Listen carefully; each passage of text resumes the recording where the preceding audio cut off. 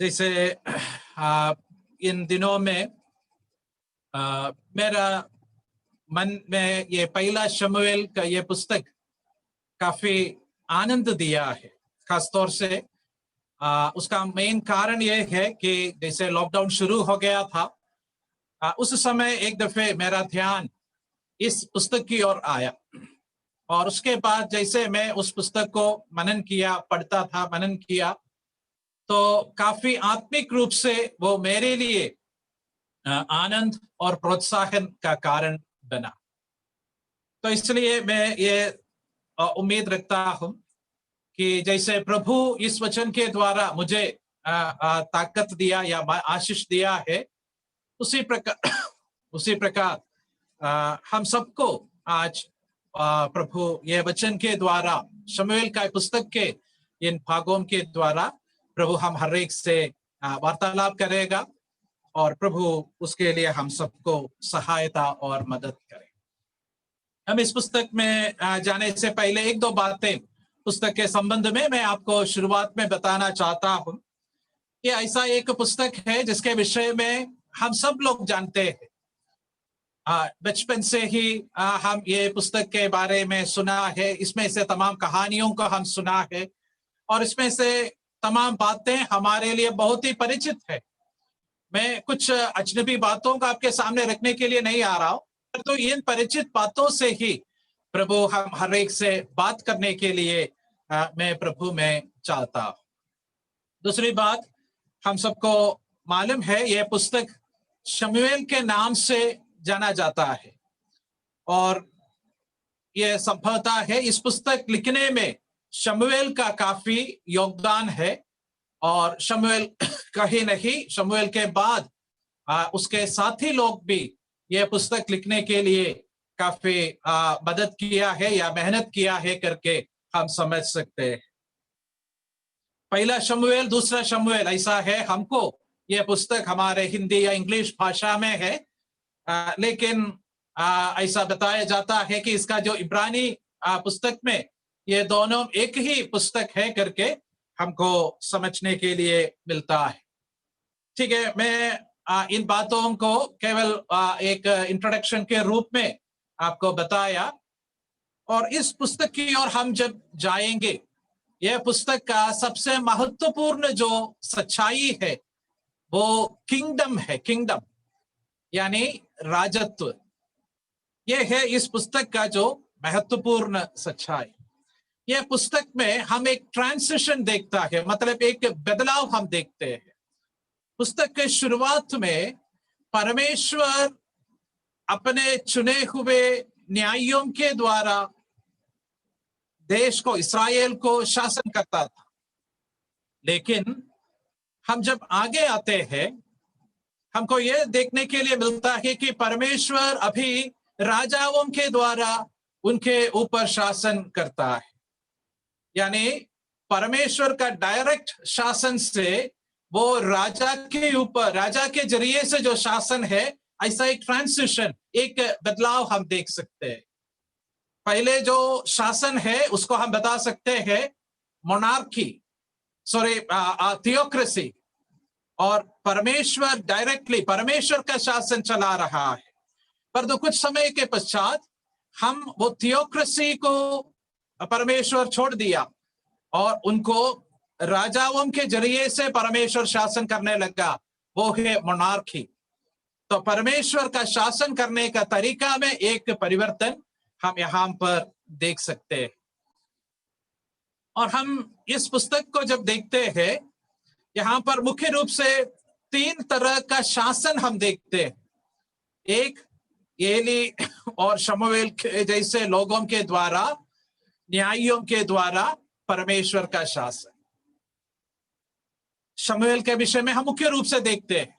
तो शमूएल वो व्यक्ति है जिसको परमेश्वर ने चुना है। तो हम ऐसे बता सकता है परमेश्वर के चुने हुए लोगों के द्वारा जो शासन है वो हम शुरुआत में देखते हैं। उसके बाद हम देखते हैं कि लोगों के मांग के अनुसार परमेश्वर एक शासन उनको दिया, वो है शाऊल राजा का शासन। वो परमेश्वर के इच्छा के पसंद के अनुसार दिया गया शासन नहीं था, पर लोगों के मांग के जवाब के रूप में परमेश्वर ने दिया।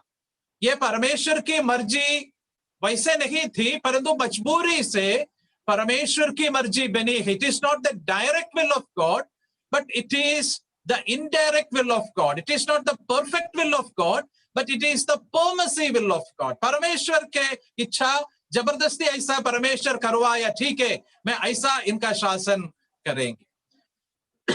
और फिर हम देखते हैं दाऊद राजा, एक मनुष्य जो परमेश्वर के दिल के जैसा है, a man after God's own heart, परमेश्वर का चुना हुआ राजा।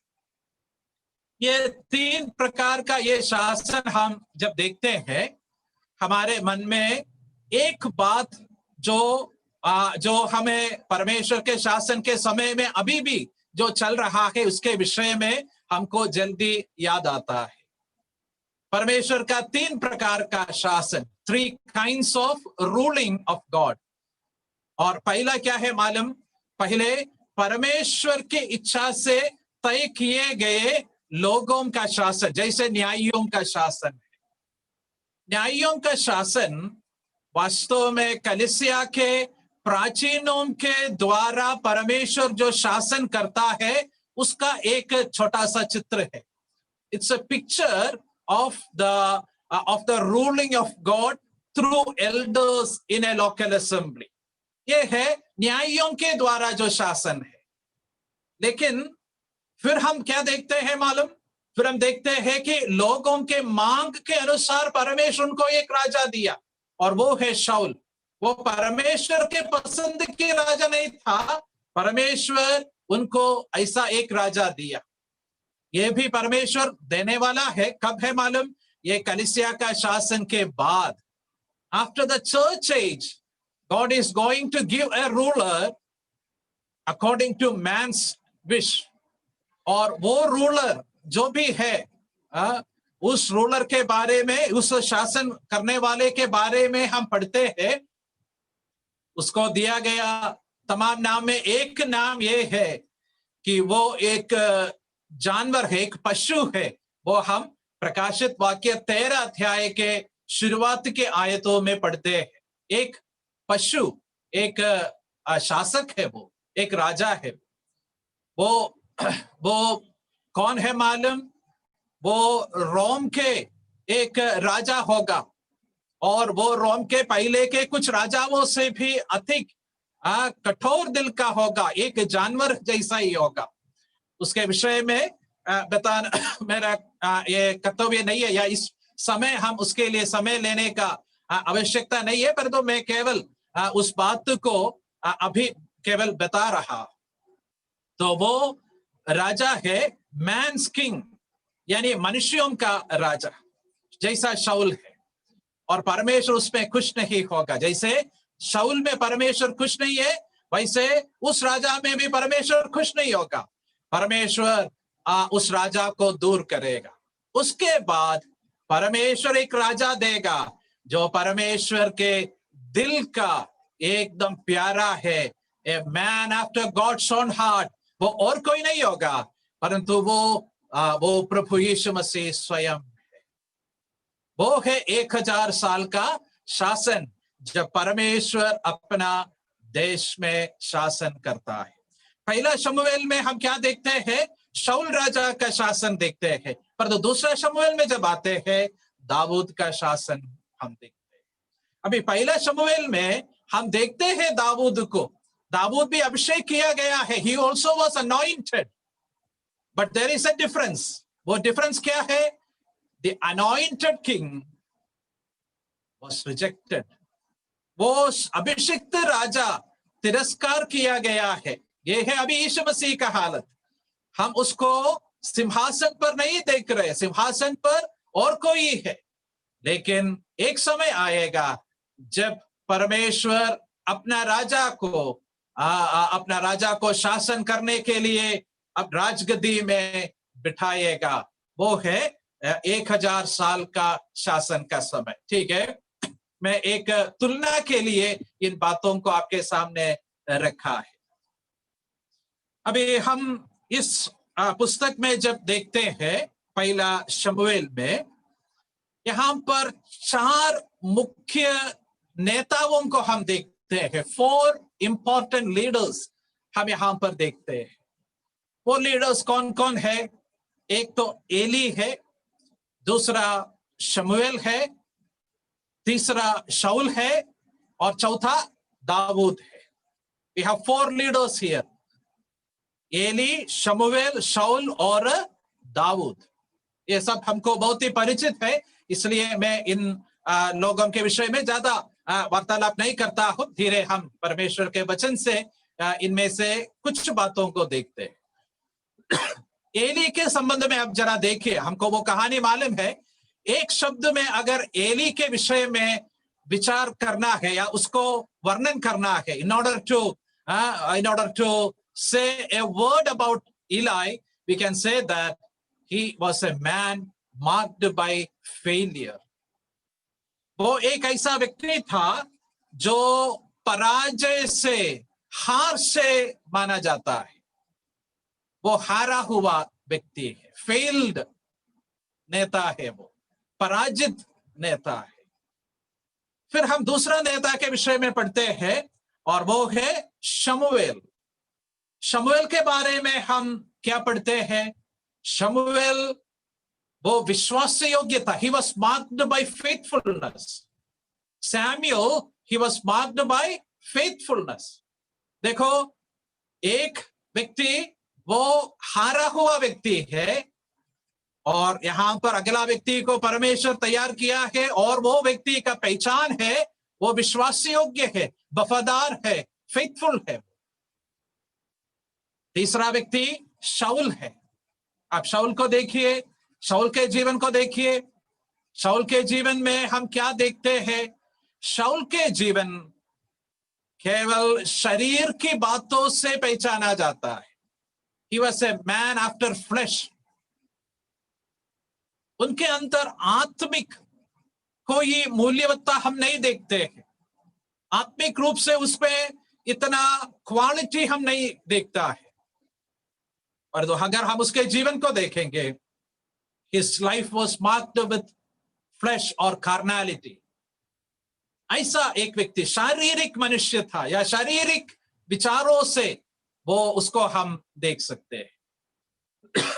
और आखिर में Daud, David, the man after God's own heart, उसके विषय में हम क्या देखते हैं?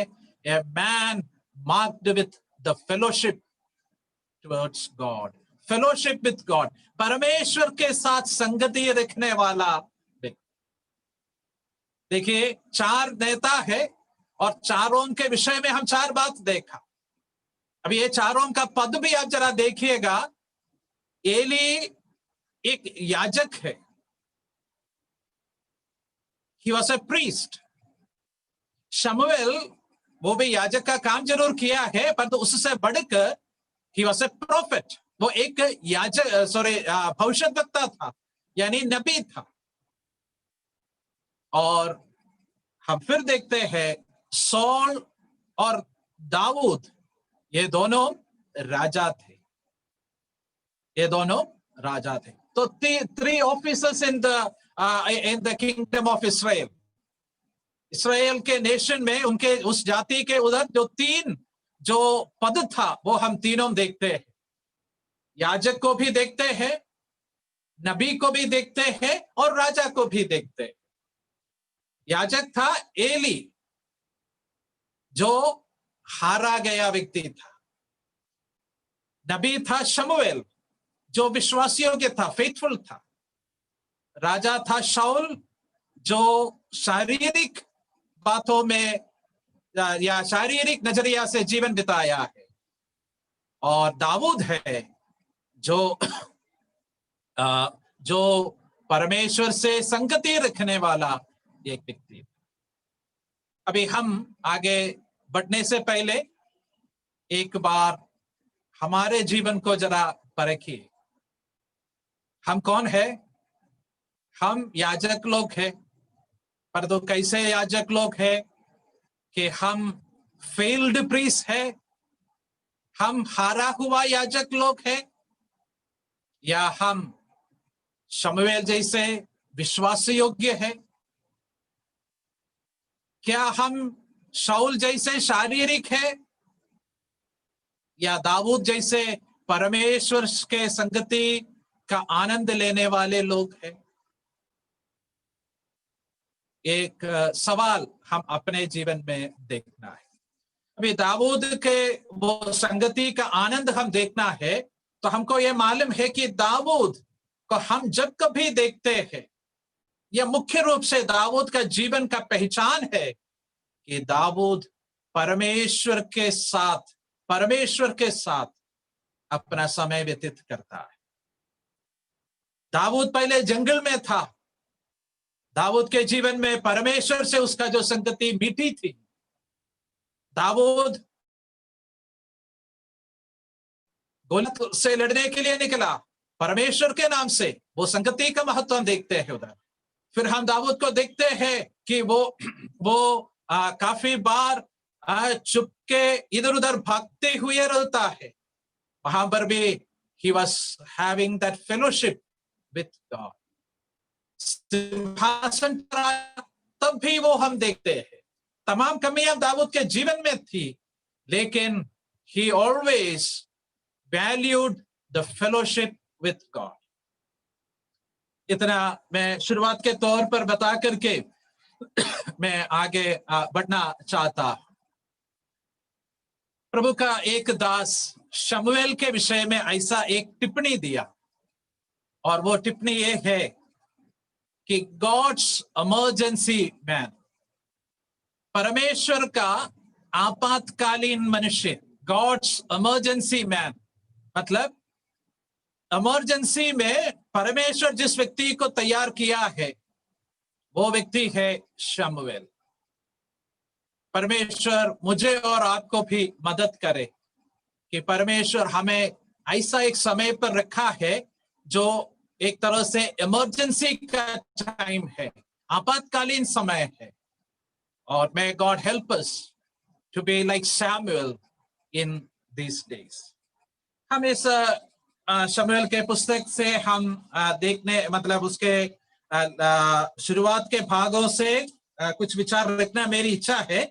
उधर आने से पहले एक आयत मैं पढ़ने के लिए चाहता हूँ। 1 Samuel chapter 12 and verse 22। पहला शमूएल 12 अध्याय का 22 पद। उधर हम इस प्रकार पढ़ते हैं, यहोवा तो अपने बड़े काम के कारण, बड़े नाम के कारण अपनी प्रजा को ना तजेगा, क्योंकि यहोवा ने तुम्हें अपनी ही इच्छा से अपनी प्रजा बनाया है। एक तरह से हम बता सकते हैं this is the key words of this book. इस पुस्तक का की वर्ड्स है, सबसे मुख्य आयत है ये। और इस आयत में हम क्या पढ़ते हैं? यहोवा तो अपने बड़े नाम के कारण अपनी प्रजा को ना त्यागेगा, क्योंकि यहोवा ने तुम्हें अपनी ही इच्छा से अपनी प्रजा कराया है। ये इस्राएल के संबंध में सही है और मेरे और आपके विषय में भी ये सही है। परमेश्वर हमको नहीं त्यागेगा। जीवन में शायद समस्या की घड़ी से हमको गुजरना पड़ेगा। जीवन में शायद हमको अंधेरे के मार्ग से गुजरना पड़ेगा। जीवन में शायद हमको मुसीबतों को, मुश्किलों को सामना करना पड़ेगा। दुश्मनों से हम परेशान होना पड़ेगा।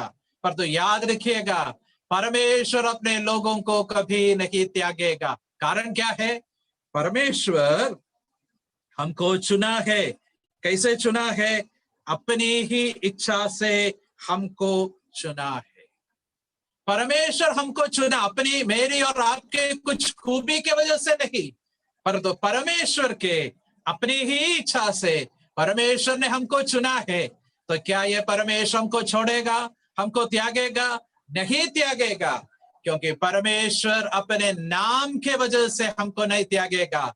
अगर परमेश्वर हमको त्यागेगा, परमेश्वर के नाम यानी परमेश्वर का चरित्र के ऊपर सवाल चिन्ह आता है। God will never forsake us, because if God forsake us, then it will bring a question mark upon the name or the character of God. एक प्रभु का दास इस प्रकार एक कहानी बताया, वो मुझे अभी जो मैं बता, वैसे वो कहानी इस प्रकार है। एक बुजुर्ग माताजी थी और वो प्रभु पर बहुत भरोसा रखती थी और उनके उद्धार के संबंध में उनको किसी प्रकार से कोई डर नहीं था, संदेह नहीं थी।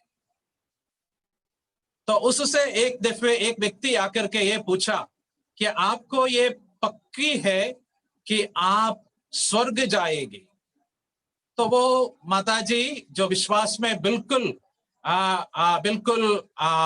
ठीक थी, वो बता रही थी कि ठीक है, मुझे ये बिल्कुल भरोसा है, मैं परमेश्वर के पास जाऊंगा, स्वर्ग जाऊंगा। तो उस व्यक्ति ने पूछा कि आप कैसे बोल सकते हैं कि आप स्वर्ग जाएगी? तो उसने कहा, मैं प्रभु पर भरोसा रखता हूं और प्रभु कभी अपना बात को नहीं टालता है, उसको मना नहीं करता है, इनकार नहीं करता है।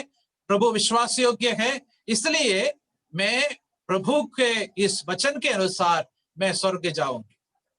तो वो व्यक्ति उनसे ऐसा एक सवाल पूछा, माताजी आपका विश्वास तो ठीक है, लेकिन मान लीजिए प्रभु अगर अपने वायदा पूरा नहीं किया तो, आपको स्वर्ग लेकर नहीं गया तो फिर क्या है? तो वो माताजी बताया, अगर ऐसा है तो फिर मैं स्वर्ग नहीं जा पाऊंगी, लेकिन ज्यादा नुकसान प्रभु का होगा। वो व्यक्ति पूछा, अरे आप स्वर्ग नहीं जाएगी तो प्रभु को क्या नुकसान है? तो वो माताजी बताया, मुझे तो स्वर्ग नहीं मिलेगी, लेकिन प्रभु को अपना चरित्र खोना पड़ेगा। प्रभु का चरित्र गड़बड़ होगा अगर वो मुझे स्वर्ग लेकर नहीं जाएगा तो, क्योंकि प्रभु बताया है वो विश्वास योग्य है। इस पुस्तक में भी हम यही बात देखते हैं कि प्रभु अपने नाम के वजह से मुझे और आपको, जो प्रभु के लोग हैं, उनको कभी नहीं त्यागेगा। God will never forsake us. What a great comfort that gives to us.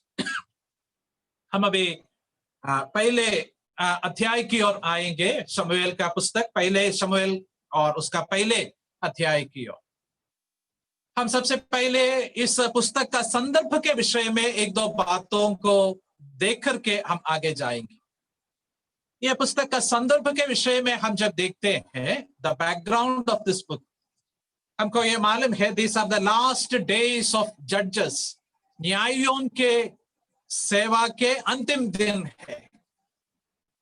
जैसे मैं कहा, परमेश्वर यहोशू के बाद तमाम प्रकार के न्यायियों से शासन चलाता था, अभी वो समय समाप्त हो रहा है। उसके बाद हम क्या देखते हैं? उसके बाद हम ये देखते हैं कि शमूएल था आखिरी जो न्यायी है, शमूएल के साथ न्यायियों का शासन समाप्त हो गया। हम ये देखते हैं कि राजनीतिक तौर से ये देश समस्या में पड़ी थी, क्योंकि हमेशा फिलिस्तीयों का आक्रमण, हमला इनको सहना पड़ता था। Politically they were under the attack of फिलिस्टाइंस।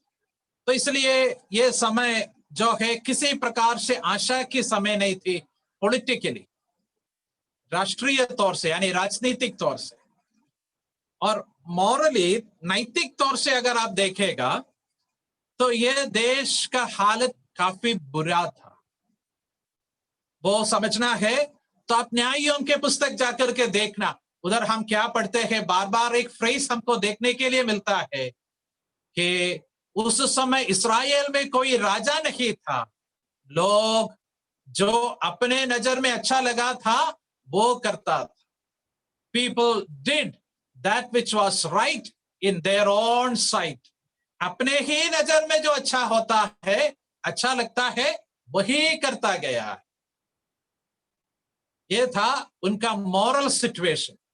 और उसका एक अच्छा एग्जाम्पल हम इस पहले अध्याय में देखते हैं। वो क्या है मालूम? यहां पर शमूएल का जो पिताजी है एल्काना, उस एल्काना के 2 पत्नियां थी। ये वचन के मुताबिक उसका तरीका नहीं है, पर तो उसने जो 2 पत्नियों को जो किया है, it is not a scriptural thing but it was a social thing, एक सामाजिक बात थी। तो वहां के लोगों का मोरालिटी का पतन, उनका नैतिकता का गिरावट हम उस शब्द से समझ सकते हैं। और ऐसा रहने का तमाम मुसीबत है, वो हम बाद में देखेंगे। लेकिन मैं आपको ये बताना चाहता हूं, नैतिक रूप से इस्राएल का हालत इतना अच्छा नहीं था।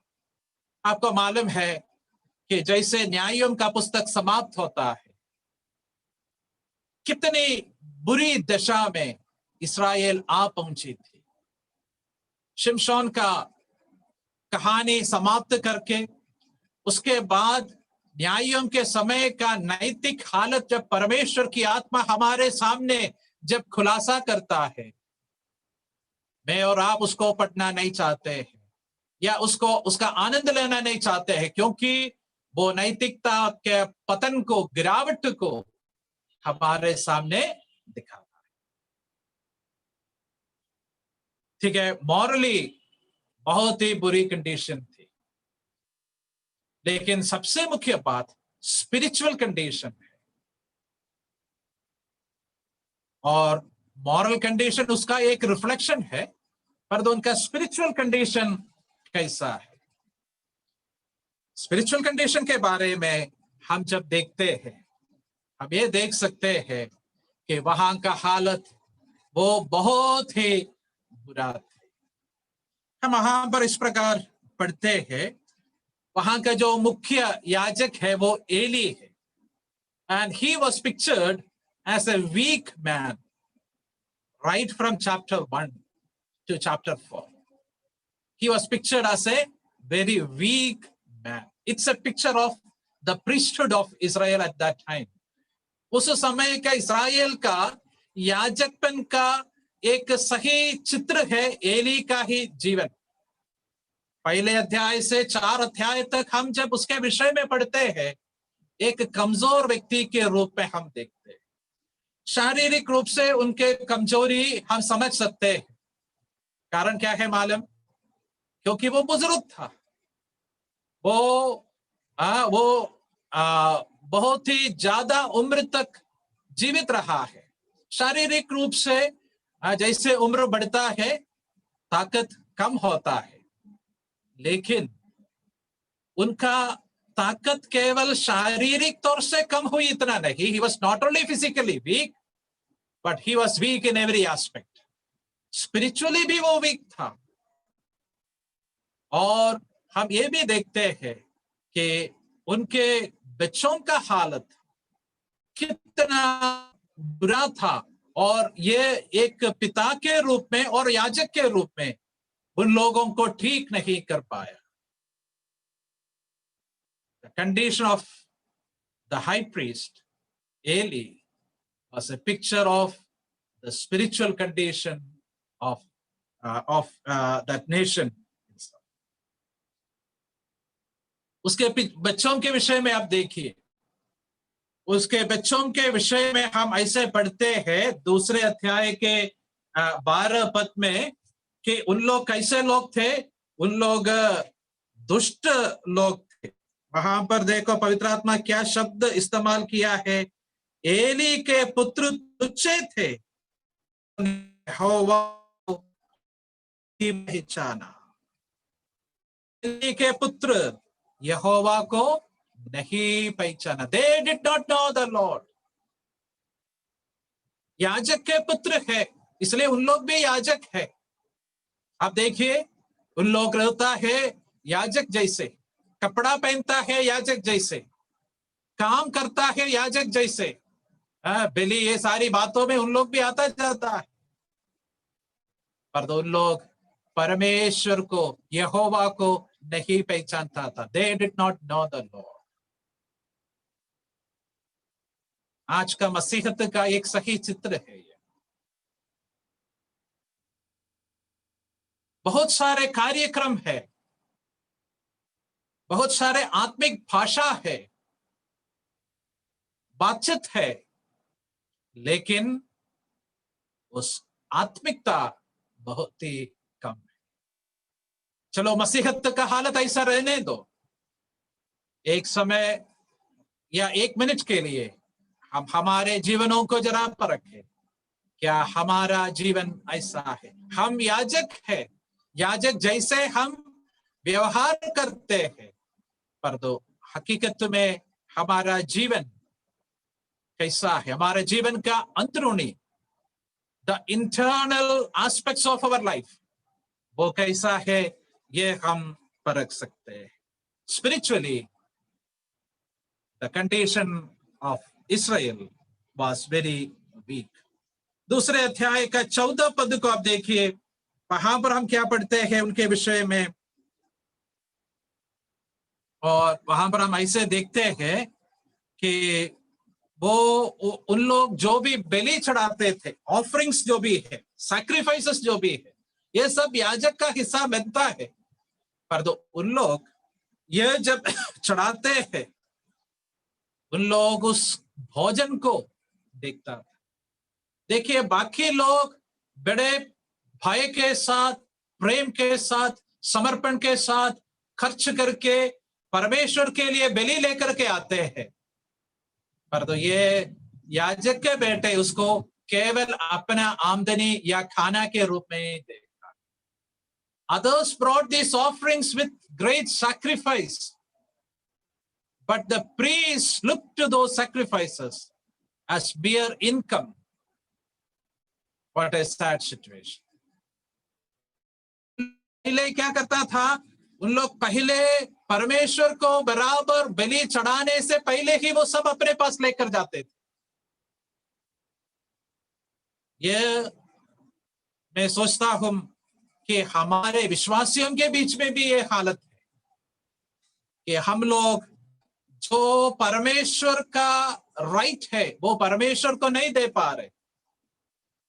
We fail to give what is due unto the Lord. हम अधिक से अधिक अपने बारे में सोचता है।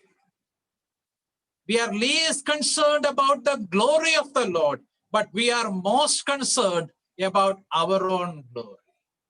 हमारी महिमा के विषय में हम बहुत सोचते हैं, पर तो परमेश्वर की महिमा के बारे में हम बहुत कम सोचते हैं। एली के पुत्र ऐसे लोग थे। हम उनके विषय में आगे ऐसे पढ़ते हैं कि ये लोग जो बलि लेकर के आते हैं, उन बलिदानों के प्रति और परमेश्वर के प्रति इनका कोई आदर या सम्मान नहीं, परमेश्वर का भय उनके जीवन में नहीं। आत्मिक बातों को उन लोग एकदम तुच्छ समझता है। They had no regard for the things of God. They always despised the things of God. They only thought of their own income. केवल वही था उनके जीवन में। आप देखिए, रिलीजियस एक्टिविटीज है, पर तो रियलिटी नहीं। धार्मिक कार्यक्रम बहुत है, बट रियलिटी इज मिसिंग। क्या ये आत्मिक रूप से कोई चाहने योग्य हालत है? Is this spiritually desirable? And let us tremble before this situation and in our own lives and find, are we like this? हम ऐसे हैं करके हम अपने आप को पता करने के लिए, परखने के लिए परमेश्वर मदद करें। आत्मिक हालत के बारे में बताने के लिए एक दो बातें और मैं इसके साथ जोड़ करके मैं आगे बढ़ना चाहता। अब देखिए, तीसरे अध्याय में वहां पर हम ऐसे पढ़ते हैं कि परमेश्वर का वचन बहुत ही कम आता था। 3 अध्याय और हम ऐसे पढ़ते हैं 3 अध्याय का 1 और 2 आयत। और वो बालक शमूएल एली के सामने यहोवा की सेवा टहल करता था, और उन दिनों में यहोवा का वचन दुर्लभ था और दर्शन कम मिलता था। दूसरे पद में, और उस समय ऐसा हुआ कि एली की आंखें तो धुंधली होने लगी थी और उसने सूझ पड़ता था जब वो अपने स्थान में लेटा हुआ। हम चैप्टर 3 वर्सेस 1 and 2, वहां पर हम क्या देखते हैं कि वहां पर देखते हैं परमेश्वर बात करना छोड़ दिया। परमेश्वर बात करना छोड़ दिया। आप सोचिए, मंदिर में, यहोवा के भवन में सब कुछ प्रोग्राम, कार्यक्रम चल रहा है, पर तो परमेश्वर बात नहीं कर रहे। परमेश्वर बात नहीं कर रहे। बहुत डरने की एक आवश्यकता है। मेरे प्रिय भाइयों बहनों, आखिर में कब परमेश्वर आपसे बात किया? When was the last time Lord spoke to you? आप रोज परमेश्वर का वचन पढ़ते हैं, रोज आप उस वचन से कुछ सीखने का कोशिश करते होंगे। आप हर एक मीटिंग में जरूर प्रेजेंट होगा, हाजिर होगा, लेकिन परमेश्वर आपसे बात करने के अनुभव में है या नहीं? When was the last time Lord spoke to you? प्रभु आपसे आखिर में कब बात किया है? जरा सोचिए। आखिर में कब आप प्रभु के सामने रोया है? आखिर में कब प्रभु आपको बढ़ाया है, एनकरेज किया है, उत्साह बढ़ाया है? आखिर में कब प्रभु आपको अपनी गलती दिखाया है, ये तुम कर रहे वो गलत है करके प्रभु आपको लास्ट में कब बताया? प्रभु आपको आखिर में कब बताया, बेटा this is the way, you walk in this way? प्रभु आपसे आखिर में कब बात किया? इस्राएल का स्पिरिचुअल हालत यह था कि परमेश्वर उनसे बात करना छोड़ दिया। ये कोई आसान बात नहीं। हिंदी में हम लोग ऐसे बोलते हैं, आने दो आने दो। परमेश्वर हमेशा लोगों से ये कहता है, आने दो, यानी इसका इंतजार कर रहे परमेश्वर। पर तो एक समय पार होने के बाद, आफ्टर सम टाइम, परमेश्वर क्या बोलेंगे? जाने दो, जाने दो। परमेश्वर छोड़ दिया। And this is the most dangerous situation. When God loses interest in you and me. परमेश्वर मुझे और आपको अगर छोड़ दिया, वो कितना दुखी हालत है। अगर आप रोमियो की पत्री 1 अध्याय की ओर जाएंगे, वो विश्वासियों के संबंध में नहीं, अविश्वासियों के संबंध में है, और वहां पर हम वो शब्द पढ़ते हैं, परमेश्वर उन्हें छोड़ दिया। God gave them up. God gave them up. इस्राएल के इतिहास को आप देखिए, कई बार हम ऐसे पढ़ते हैं, God delivered them into the hands of the enemies. दुश्मनों के हाथ में परमेश्वर ने उनको सौंप दिया, परमेश्वर छोड़ दिया। कारण क्या है? हमारे पाप, हमारे कमियां। हम परमेश्वर के आवाज को सुनना बंद किया तो परमेश्वर सोचेंगे बात करना छोड़ देंगे। इस्राएल का आत्मिक हालत यह था कि परमेश्वर बात करना छोड़ दिया। मेरे प्रिय भाइयों बहनों, परमेश्वर हम पर दया करे और परमेश्वर हमसे बात करने के लिए हम इंतजार। अभी आप यहां पर एली को अगर देखेगा तो यहां पर हम एली को एक सोते हुए हालत में देखते हैं। गहरी नींद में वो जा रहा है। He was sleeping। और एक और शब्द वहां पर हमको ध्यान देने के लिए है 3 आयत में, परमेश्वर का दीपक अब तक बुझा नहीं था। परमेश्वर का दीपक अब तक बुझा नहीं। परमेश्वर का दीपक बुझने वाले है, ऐसा है वहां का हालत। बुझा नहीं है, परंतु बुझने वाले हैं, ऐसा हालत में परमेश्वर बात करना छोड़ दिया। एक नींद का हालत, और परमेश्वर का दीपक भी एकदम बुझने जैसा लगता है। परंतु परमेश्वर का धन्यवाद हो, दो God stopped talking, God did not stop working. परमेश्वर बात करना तो छोड़ दिया, लेकिन परमेश्वर काम करना छोड़ा नहीं। परमेश्वर की स्तुति हो। शायद परमेश्वर मुझसे आपसे बात करके काफी दिन हो गया होगा, पर तो परमेश्वर हमको छोड़ा नहीं। परमेश्वर अभी भी काम कर रहे। परमेश्वर अपने योजना को अपने मन में जो बनाया है उसको वर्कआउट कर रहे। He is working out his counsels. Though he stopped the talking, he has not stopped working. हम इस बात के लिए परमेश्वर का धन्यवाद। हम लोग एक कोरस जो English to make what I ought to be. It took him just a week to make the sun and the stars, the earth and Jupiter and Mars. He is still working on me. एक ही सप्ताह काफी था परमेश्वर को सारे दुनिया बनाने के लिए, पर तो ये परमेश्वर आज भी मुझ में काम कर रहा है। परमेश्वर बात करना छोड़ा, लेकिन काम करना नहीं छोड़ा। वास्तव में इस इस्राएल का हालत ये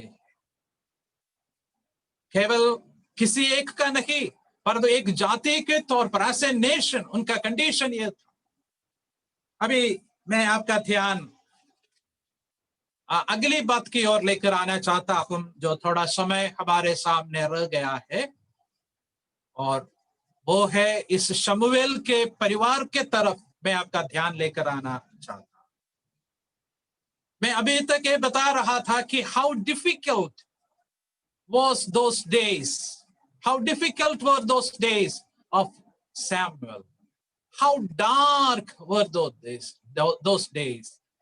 वे दिन कितने मुश्किलों का दिन था और कितना अंधकारपूर्ण दिन था। लेकिन आगे हम इस शमूएल के परिवार की ओर जरा देखेंगे।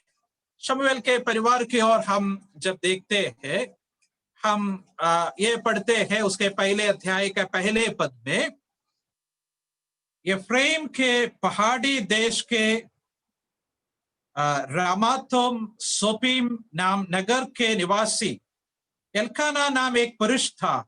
वो एफ्रेमी था और सूप के पुत्र तोहू का परपोता, एलीहू का पोता और यारोहाम का पुत्र था। Chapter 1 and verse 1। उधर हम इस शमूएल के परिवार के विषय में पढ़ते हैं। शमूएल के परिवार, आप लोग जरूर इस परिवार के विषय में ध्यान दिया होगा। परमेश्वर इस परिवार के विषय में क्यों यहां पर कहता है? क्योंकि परमेश्वर आगे उस परिवार का एक विशेष व्यक्ति के बारे में बताने के लिए चाहता है। अभी इस व्यक्ति के बारे में, इसके परिवार के बारे में हम थोड़ा खोजबीन करना अच्छा है। पहला इतिहास और उसका 6 अध्याय का 33 से 37 तक आयतों को अगर आप देखेगा, first chronicles chapter 6 versus 33 through 37 अगर आप देखेगा, तो ये परिवार के विषय में आपको उधर पढ़ने के लिए मिलता है।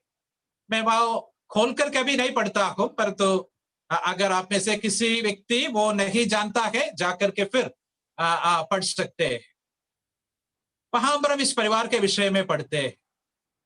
ये परिवार का गोत्र कौन सा है, वहां पर हम पढ़ते हैं लेवी गोत्र का। ये परिवार में लेवी गोत्र में से किसका बेटा है, वो भी हम उधर पढ़ते हैं, कोहात के परिवार से है। फिर हम देखते हैं इनके पूर्वजों के विषय में। उनका पूर्वज कौन है मालूम? उनका पूर्वज कौरह है। कौरह कौरह वंशियों के विषय में हमको मालूम है। कौरह के परिवार का एक व्यक्ति है। लेवी के गोत्र के कोहात के संतानों में से कौरह के पीढ़ी में आता है। आप देखिए, शमूएल हारून के परिवार से नहीं है। He was not an Aaronic person. He does not come in the family of Aaron. हारून के परिवार का नहीं है ये, परंतु ये कौरह के परिवार का है। और इस परिवार का विशेषता क्या है तो मालूम है, ये परिवार परमेश्वर के अनुग्रह को बहुतायत से अनुभव किया। They enjoyed the grace of God like anything. कौरह का वृत्तांत हमको मालूम है, उन लोगों ने क्या किया और परमेश्वर उस परिवार के साथ क्या किया। लेकिन परमेश्वर उस परिवार पर दया किया। कौरह के संतान, उसके बच्चे मरने नहीं दिया, परमेश्वर ने उनको बचाया है। तो हम ये परिवार को जब देखते हैं, हमको ये मालूम पड़ता है कि ये व्यक्ति परमेश्वर के अनुग्रह को बहुतायत से अनुभव किया हुआ एक व्यक्ति है। ये एल्काना या शमूएल, ऐसा एक परिवार में उसका जन्म हुआ है। ये हमारे विषय में भी कितना सही है। परमेश्वर के अनुग्रह का पात्र है। हमारे अंदर क्या खूबी है कि हम परमेश्वर के सन्मुख में आ सके। हम व्यवस्था विवरण में इस प्रकार पढ़ते हैं कि इज़राइल परमेश्वर के सन्मुख में आकर के इस प्रकार कहना है, a Syrian ready to perish was my father. मेरा पिता एक अरामी था जो नाश होने वाला था। ये मेरे और आपकी कहानी है। हम पढ़ते हैं रोमियों की पत्री में, हम विनाश के योग्य बर्तन है, परमेश्वर के क्रोध के बर्तन है हम, वेसल्स अनटू डिस्ट्रक्शन। लेकिन परमेश्वर का धन्यवाद हो, परमेश्वर हमको उस हालत से बचाया। This is only the grace of God. अनुग्रह ही से, विश्वास के द्वारा तुम्हारा उद्धार हुआ है, और ये भी तुम्हारी ओर से नहीं, पर परमेश्वर का दान है। This is the gift of God, grace of God. और एक और बात है, जैसे मैं कहा, ये हारून का परिवार का नहीं है, परंतु परमेश्वर इस शमूएल को एक याजक के रूप में इस्तेमाल किया। ये इमरजेंसी सिचुएशन है जहां पर हारून के संतानों में से एक व्यक्ति को परमेश्वर अलग रखा, और परमेश्वर अगला एक परिवार से एक व्यक्ति को वहां पर लेकर के आया। और हम इस व्यक्ति के बारे में ये भी बता सकता है, ये याजक बना, ये भी परमेश्वर का अनुग्रह है। ये जीवित रहता है, ये परमेश्वर का अनुग्रह है, और ये याजक बना, ये भी परमेश्वर का अनुग्रह है। हमको परमेश्वर अनंत जीवन दिया, परमेश्वर का अनुग्रह है। हमको परमेश्वर याजकों का पवित्र समाज बनाया और हमें राजपदधारी याजक बनाया, यह भी परमेश्वर का अनुग्रह। We are a holy priesthood and a royal priesthood. All these are the grace of God. हम उसके लिए परमेश्वर का धन्यवाद करें। हम शमूएल के पहले पुस्तक से कुछ बातों को विचार करने के लिए परमेश्वर मदद किया। हम उसके जनरल एक इंट्रोडक्शन के रूप में कुछ बातों को देखा, और बैकग्राउंड हम देखा, और फिर हम इस परिवार के विषय में भी हम देखा। परमेश्वर हमको मदद करे कि इन बातों को हमने जो विचार किया है, मेरे और आपके जीवन में परमेश्वर आशीष का कारण बनाए। परमेश्वर के नाम की महिमा हो। हम सब उस परमेश्वर के लिए जीवन बिताने को परमेश्वर हर एक को सहायता और मदद।